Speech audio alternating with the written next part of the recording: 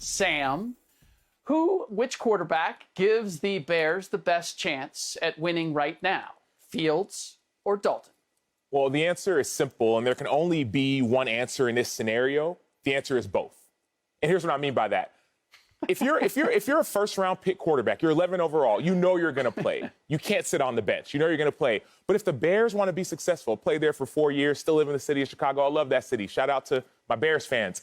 If the Bears want to be successful, you need to give Andy Dalton his time to teach Justin Fields the offense. You got to give Matt Nagy his time to teach Justin Fields the offense. And you have to little by little, let Justin Fields get out there and play. Don't throw him out in week 1. Don't throw him out in week 2, not even in week 3. But by week 6 and week 7, you have to get Justin Fields on the field. But it can't be early. He has to learn how to be a pro. Yes, Ohio State, he was great. He also has some great receivers, right? He has to learn how to be a pro. And so it's got to be both. Start with Andy Dalton, give him a couple weeks, and then Justin Fields will be ready to finish the thing off. Go ahead, Rick.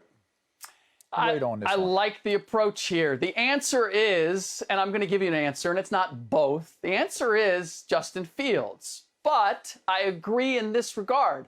The mistake would also be Justin Fields, because you can't look at wins and losses as being the only definition of whether you are winning this season. I hate this narrative that I'm hearing from everywhere that Matt Nagy has to save his job. And if he wants to save his job, he has to play Justin Fields right now. That's why losing franchises continue to lose, because they go on a season-by-season basis. The reality is that the Bears are not ready to win at the level. I mean, they're not even as good as the Kansas City Chiefs when they sat Patrick Mahomes. And I don't know that we're looking at Justin Fields and saying he's as good as Patrick Mahomes. So, look, as a long-suffering Bengals fan, I know Andy Dalton. I know that Andy Dalton at some point is going to disappoint. That's just the reality.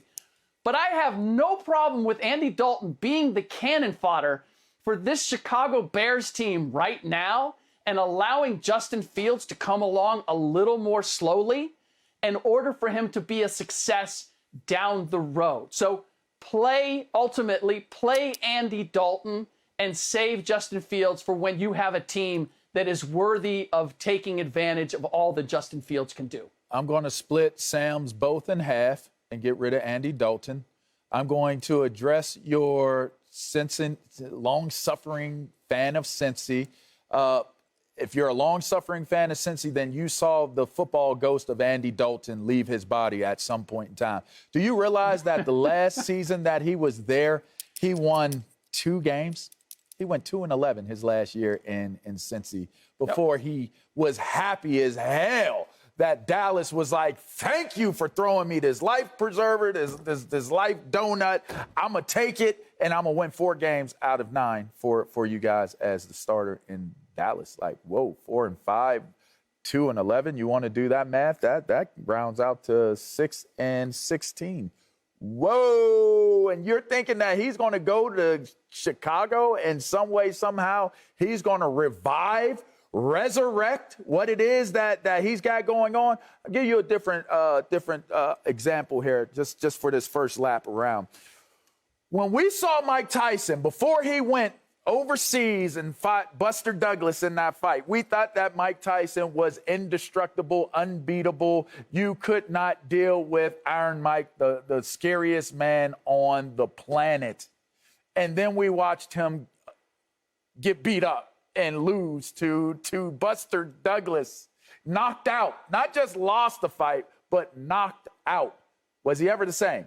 Did he ever give it back? Did he ever get that intimidation factor back? Find the success? No. You know why? Because once book is out on you that, all I got to do is absorb this from you and do that and fade and come back and jab and frustrate you. That's what's happened to Andy Dalton. He's been figured out.